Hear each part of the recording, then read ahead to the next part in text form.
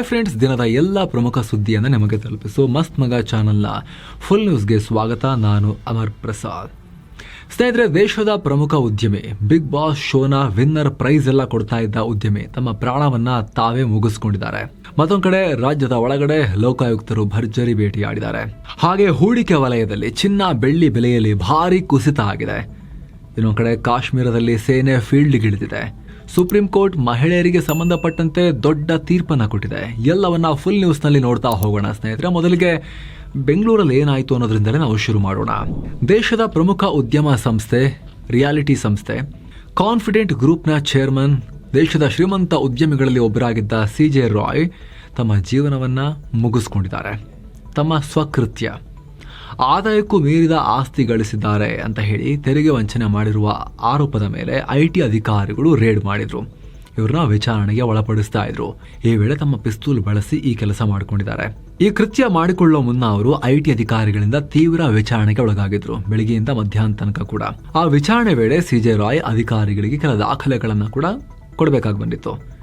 ಆದರೆ ಇದು ಸಾಲಲ್ಲ, ಇನ್ನಷ್ಟು ದಾಖಲೆ ಕೊಡಿ ಅನ್ನೋದನ್ನ ಅಧಿಕಾರಿಗಳು ಸೂಚನೆ ಕೊಟ್ಟಿದ್ರಂತೆ. ಮತ್ತಷ್ಟು ದಾಖಲೆ ತರ್ತೀನಿ ಅಂತ ರಾಯ್ ರೂಮ್ಗೆ ಹೋಗಿದ್ದಾರೆ. ಅಲ್ಲಿ ತಮ್ಮ ಪರ್ಸನಲ್ ಬಂದೂಕಿನಿಂದ ಈ ಕೃತ್ಯವನ್ನ ಮಾಡಿಕೊಂಡಿದ್ದಾರೆ. ಬೆಂಗಳೂರಿನ ಆನೆಪಾಳ್ಯದಲ್ಲಿರೋ ತಮ್ಮ ಕಚೇರಿಯಲ್ಲಿ ರಾಯ್ ಈ ಕೆಲಸ ಮಾಡಿಕೊಂಡಿದ್ದಾರೆ. ಈ ವೇಳೆ ಗಾಯಗೊಂಡಿದ್ದ ಅವರನ್ನ ಕೂಡಲೇ ಆಸ್ಪತ್ರೆಗೆ ಸಾಗಿಸಿದ್ರು ಕೂಡ ಮಾರ್ಗ ಮಧ್ಯೆನೇ ಅವರು ಕೊನೆಯುಸಿರೆಳೆದಿದ್ದಾರೆ. ಸ್ಥಳಕ್ಕೆ ಅಶೋಕ್ ನಗರ ಪೊಲೀಸರು ದೌಡಾಯಿಸಿ ಈ ಘಟನೆ ಬಗ್ಗೆ ಪರಿಶೀಲಿಸ್ತಾ ಇದ್ದಾರೆ. ಇದಾದ ನಂತರ ಬೆಂಗಳೂರು ಕೇಂದ್ರ ವಿಭಾಗದ DCP ಅಕ್ಷಯ್ ಅವರು IT ಅಧಿಕಾರಿಗಳ ವಿಚಾರಣೆ ನಡೆಸಿದ್ದಾರೆ. ಅಂದಹಾಗೆ ಕೇರಳ ಮೂಲದವರಾಗಿದ್ದ ರಾಯ್ ಕಾನ್ಫಿಡೆಂಟ್ ಗ್ರೂಪ್ ಅನ್ನೋ ಪ್ರಮುಖ ರಿಯಲ್ ಎಸ್ಟೇಟ್ ಕಂಪನಿಯ ಸಂಸ್ಥಾಪಕರಾಗಿದ್ದರು.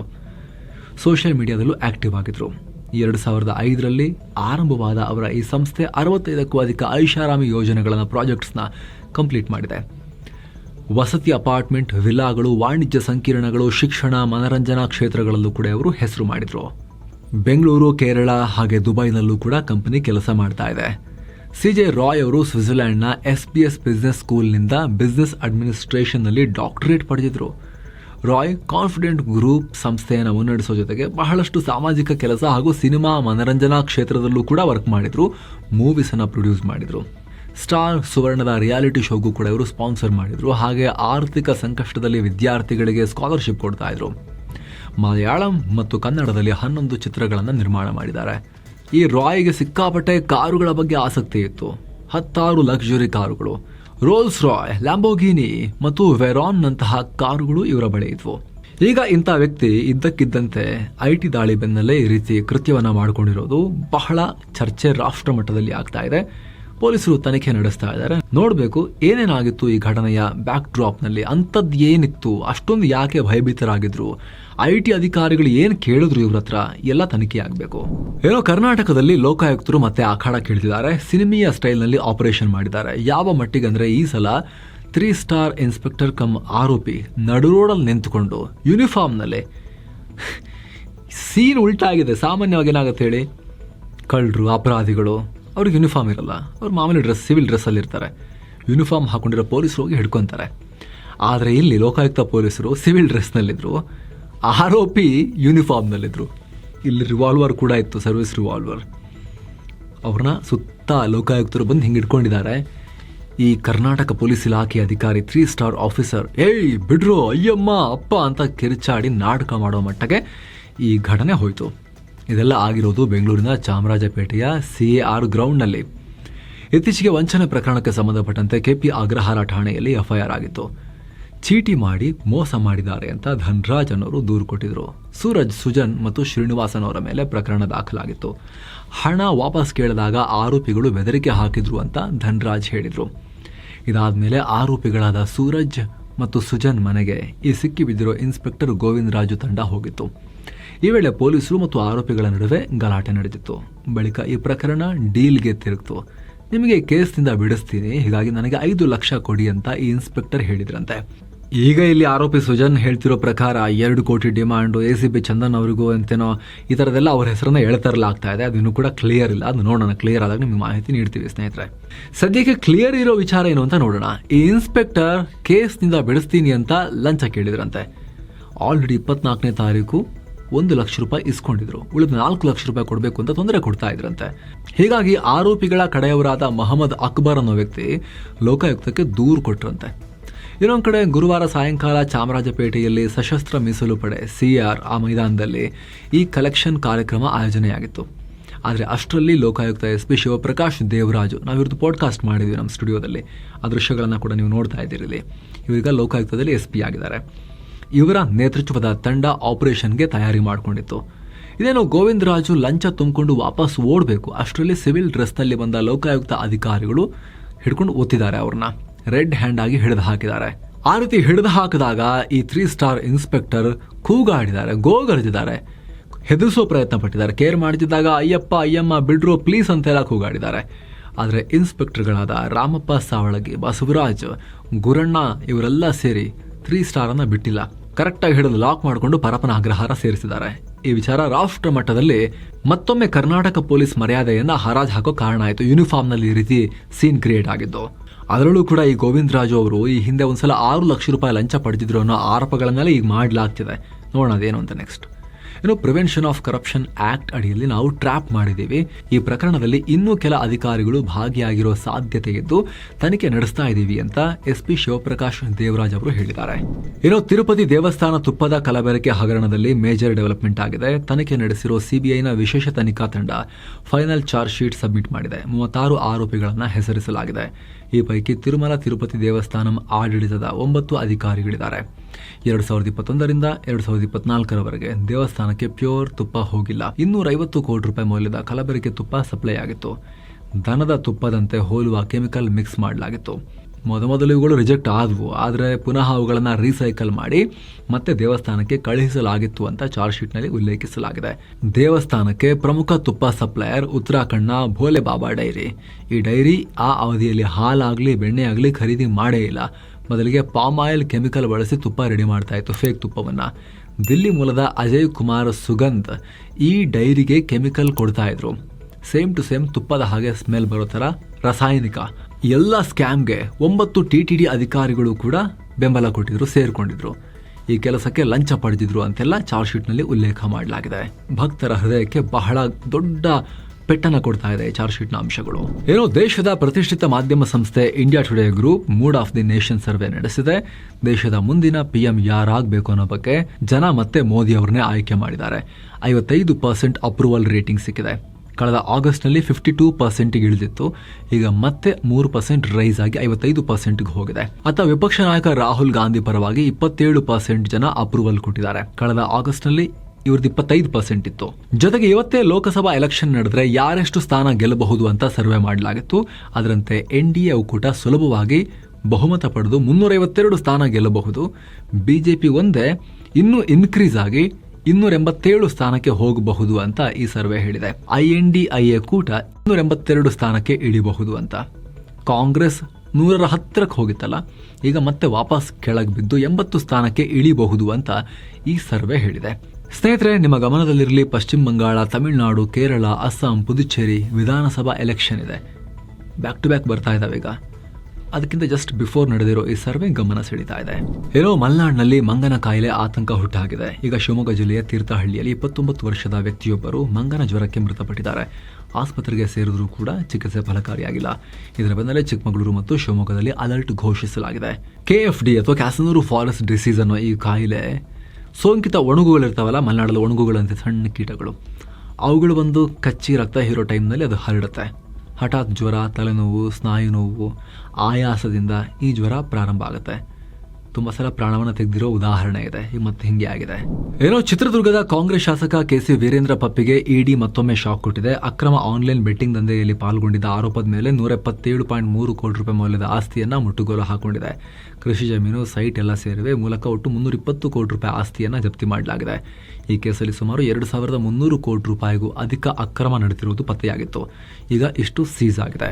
ಏನೋ ಮಹಿಳೆಯರಿಗೆ ಮತ್ತು ಶಾಲಾ ವಿದ್ಯಾರ್ಥಿನಿಯರಿಗೆ ಸಂಬಂಧಪಟ್ಟಂತೆ ಸುಪ್ರೀಂ ಕೋರ್ಟ್ ಮಹತ್ವದ ಆದೇಶ ಹೊರಡಿಸಿದೆ. ಇನ್ನು ಮುಂದೆ ಋತುಚಕ್ರದ ನೈರ್ಮಲ್ಯ, ಮೆನ್ಸ್ಟ್ರುವಲ್ ಹೈಜೀನ್ ಅನ್ನೋದು ಕೇವಲ ಆರೋಗ್ಯದ ವಿಚಾರ ಅಲ್ಲ, ಅದು ಸಂವಿಧಾನದ ಆರ್ಟಿಕಲ್ 21 ಅಡಿಯಲ್ಲಿ ಪ್ರತಿಯೊಬ್ಬ ಮಹಿಳೆಯ ಮೂಲಭೂತ ಹಕ್ಕು ಅಂತ ಐತಿಹಾಸಿಕ ತೀರ್ಪನ್ನ ಹೊರಡಿಸಿದೆ. ಇದರ ಪ್ರಕಾರ ದೇಶದ ಎಲ್ಲ ಸರ್ಕಾರಿ ಮತ್ತು ಖಾಸಗಿ ಶಾಲೆಗಳಲ್ಲಿ ವಿದ್ಯಾರ್ಥಿನಿಯರಿಗೆ ಉಚಿತವಾಗಿ ಸ್ಯಾನಿಟರಿ ಪ್ಯಾಡ್ಗಳನ್ನು ಕೊಡಬೇಕು. ಪ್ರತಿ ಶಾಲೆಯಲ್ಲೂ ಬಾಲಕಿಯರಿಗೆ, ಅಂಗವಿಕಲರಿಗೆ ಪ್ರತ್ಯೇಕವಾದ ಟಾಯ್ಲೆಟ್ ವ್ಯವಸ್ಥೆ ಇರಲೇಬೇಕು. ಒಂದು ವೇಳೆ ಖಾಸಗಿ ಶಾಲೆಗಳು ಈ ರೂಲ್ಸ್ ಫಾಲೋ ಮಾಡಿಲ್ಲ ಅಂದ್ರೆ ಅವರ ಮಾನ್ಯತೆಯನ್ನ ತೆಗೆದು ಹಾಕ್ತೀವಿ ಅಂತ ಸುಪ್ರೀಂ ಕೋರ್ಟ್ ವಾರ್ನಿಂಗ್ ಕೊಟ್ಟಿದೆ. ಇನ್ನು ಉತ್ತರ ಪ್ರದೇಶ ಮುಖ್ಯಮಂತ್ರಿ ಮತ್ತು ಗೋರಖನಾಥ ಮಠದ ಸ್ವಾಮೀಜಿನೂ ಆಗಿರೋ ಯೋಗಿ ಆದಿತ್ಯನಾಥ್ ಅವರು ಮತ್ತು ಜ್ಯೋತಿರ್ಮಠ ಸ್ವಾಮೀಜಿ ಅವಿಮುಕ್ತೇಶ್ವರಾನಂದ ಸರಸ್ವತಿ ನಡುವೆ ದೊಡ್ಡ ಕದನ ಭುಗಿಲೆದ್ದಿದೆ. ನಿಜವಾದ ಹಿಂದೂ ಆಗಿದ್ರೆ ಪ್ರೂವ್ ಮಾಡಿ ಅಂತ ಯೋಗಿ ಆದಿತ್ಯನಾಥ್ ಅವರಿಗೆ ಜ್ಯೋತಿರ್ಮಠದ ಸ್ವಾಮೀಜಿ ಸವಾಲು ಹಾಕಿದ್ದಾರೆ. ಇತ್ತೀಚೆಗೆ ಸ್ವಾಮೀಜಿಗಳ ನಡುವೆ ನಾನಾ ಕಾರಣಕ್ಕೆ ವಿವಾದ ಉಂಟಾಗಿತ್ತು. ಹಾಗೆ ನೋಡಿದ್ರೆ ಮೊದಲಿಂದಲೂ ಕೂಡ ಬಹಿರಂಗವಾಗಿ ಟೀಕೆ ಮಾಡ್ಕೊಳ್ತಾ ಇದ್ರು. ಆದರೆ ರೀಸೆಂಟ್ ಆಗಿ ಮಾಘ ಮೇಳ ಸ್ನಾನ ಮಾಡೋಕೆ ಯೋಗಿ ಸರ್ಕಾರ ಬಿಡಲಿಲ್ಲ ಅಂತ ಅವಿಮುಕ್ತೇಶ್ವರಾನಂದ ಸ್ವಾಮೀಜಿ ಆರೋಪ ಮಾಡಿದ್ರು. ಅಲ್ಲದೆ ಇದು ನಮಗಾಗಿರೋ ಅಪಮಾನ ಅಂತ ಈ ಸ್ವಾಮೀಜಿ ಬೆಂಬಲಿಗರು ದೂರಿದ್ರು. ಇದಾದ ನಂತರ ಯೋಗಿ ಆದಿತ್ಯನಾಥ್ ಈ ಕಾಲನೇಮಿಗಳ ಬಗ್ಗೆ ಹುಷಾರಾಗಿರಿ ಜನ ಅಂತ ಹೇಳಿದ್ರು. ಕಾಲನೇಮಿ ಅನ್ನೋದು ರಾಮಾಯಣದಲ್ಲಿ ಹನುಮರನ್ನ ಮೋಸ ಮಾಡೋಕೆ ಅಂತ ಸಂತನ ವೇಷ ತೊಟ್ಟು ಬಂದಿದ್ದ ರಾಕ್ಷಸ. ಸೊ ಅದನ್ನ ಯೋಗಿ ನೆನಪಿಸಿದ್ರು. ಇದರ ಬೆನ್ನಲ್ಲೇ ಈ ಘಟನೆ ದಿನದಿನಕ್ಕೂ ತೀವ್ರ ಆಗ್ತಾ ಇದೆ. ಯುಪಿ ಯುದ್ಧಕ್ಕೂ ಬೇರೆ ಬೇರೆ ಸ್ವಾಮೀಜಿಗಳು ಬೇರೆ ಬೇರೆ ಗುಂಪಲ್ಲಿ ಗುರುತಿಸ್ಕೊಳ್ತಾ ಇದ್ದಾರೆ, ಡಿವೈಡ್ ಆಗ್ತಾ ಇದ್ದಾರೆ. ಕೆಲವರು ಯೋಗಿ ಆದಿತ್ಯನಾಥ್ ಅವರ ಪರವಾಗಿದ್ರೆ ಇನ್ನು ಕೆಲವರು ಆ ಜ್ಯೋತಿರ್ಮಠದ ಸ್ವಾಮೀಜಿ ಪರವಾಗಿದ್ದಾರೆ. ಬರೇಲಿ ಸಿಟಿ ಮ್ಯಾಜಿಸ್ಟ್ರೇಟ್ ಒಬ್ರು ಯೋಗಿ ವಿರುದ್ಧ ಇರೋ ಸ್ವಾಮೀಜಿ ಬೆಂಬಲ ಕೊಟ್ಟು ರಾಜೀನಾಮೆ ಕೊಟ್ಟರು. ಅದರ ಬೆನ್ನಲ್ಲೇ ಅಯೋಧ್ಯೆನಲ್ಲಿದ್ದ ಡೆಪ್ಯೂಟಿ GST ಕಮಿಷನರ್ ನಾನು ಯೋಗಿ ಪರವಾಗಿ ಅಂತ ಹೇಳಿ ಅವರೀಗ ರಾಜೀನಾಮೆ ಕೊಟ್ಟಿದ್ದಾರೆ. ಅದರ ಬೆನ್ನಲ್ಲೇ ಜ್ಯೋತಿರ್ಮಠದ ಸ್ವಾಮೀಜಿ ಹೊಸ ಚಾಲೆಂಜ್ ಹಾಕಿದ್ದಾರೆ. ಯುಪಿನಿಂದ 40% ಗೋ ಮಾಂಸ ಎಕ್ಸ್ಪೋರ್ಟ್ ಆಗ್ತಾ ಇದೆ. ಯೋಗಿ ನಿಜವಾದ ಹಿಂದೂ ಆಗಿದ್ರೆ ಆ 40% 40 ಡೇಸ್ ಅಲ್ಲಿ ಬಂದ್ ಮಾಡಲಿ ನೋಡೋಣ. ಗೋವನ್ನ ರಾಜ್ಯ ಮಾತೆ ಅಂತ ಹೇಳಿ. ಇದನ್ನ ಮಾಡದೇ ಇದ್ರೆ ಯೋಗಿ ಫೇಕ್ ಹಿಂದೂ ಅಂತ ಅವರು ಟೀಕಾ ಪ್ರಹಾರ ಮಾಡಿದ್ದಾರೆ. ಇನ್ನು ಜಮ್ಮು ಕಾಶ್ಮೀರದಲ್ಲಿ ಸೇನೆ ಮತ್ತೆ ಫೀಲ್ಡ್ಗಿಳಿದಿದೆ. 3 ಜೈಷ್ ಉಗ್ರರನ್ನ ಮಟ್ಟ ಹಾಕೋಕೆ ಕಿಶ್ತವಾರ್ ಜಿಲ್ಲೆಯ ಛತ್ರೂ ಪ್ರದೇಶದಲ್ಲಿ ಕಾರ್ಯಾಚರಣೆ ಶುರುವಾಗಿದೆ. ಹೀಗಾಗಿ ಆ ಪ್ರದೇಶದ ಸುಮಾರು 6 ಕಿಲೋಮೀಟರ್ ವ್ಯಾಪ್ತಿವರೆಗೆ ಮೊಬೈಲ್ ಇಂಟರ್ನೆಟ್ ಸೇವೆಯನ್ನ ಬಂದ್ ಮಾಡಲಾಗಿದೆ. ದೇಶ ವಿರೋಧಿ ಶಕ್ತಿಗಳು ಇಂಟರ್ನೆಟ್ ದುರುಪಯೋಗ ಪಡಿಸಿ ಕಾರ್ಯಾಚರಣೆಗೆ ಅಡ್ಡಿ ಆಗಬಾರದು ಅಂತ ಈ ಕ್ರಮ ತಗೊಳ್ಳಲಾಗಿದೆ.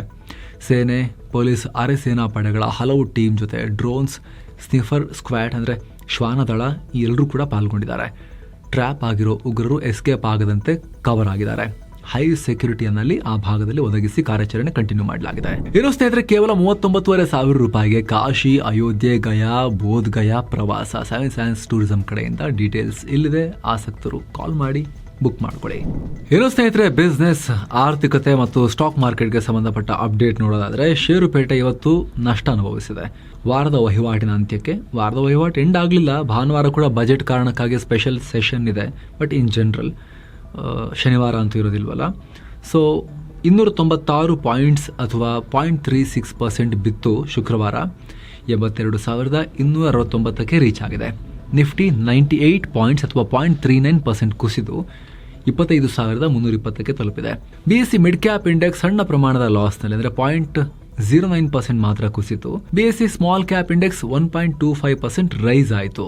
ಹೆವಿ ವೇಟ್ ಕಂಪನಿಗಳಲ್ಲಿ ಪ್ರಾಫಿಟ್ ಬುಕ್ಕಿಂಗ್ ಕಾರಣಕ್ಕಾಗಿ ಷೇರುಪೇಟೆ ರೆಡ್ ಅಲ್ಲಿತ್ತು. ಸೆನ್ಸೆಕ್ಸ್ ಇಂಡೆಕ್ಸ್ ನಲ್ಲಿ ICICI bank, HDFC bank, Tata steel, Infosys ಮತ್ತು ಕೋಟಕ್ ಮಹೀಂದ್ರ ಬ್ಯಾಂಕ್ ಕಳಪೆ ಪ್ರದರ್ಶನ ನೀಡಿ ಮಾರ್ಕೆಟ್ನ ರೆಡ್ಗೆ ಎಳ್ಕೊಂಡು ಹೋದ್ವು.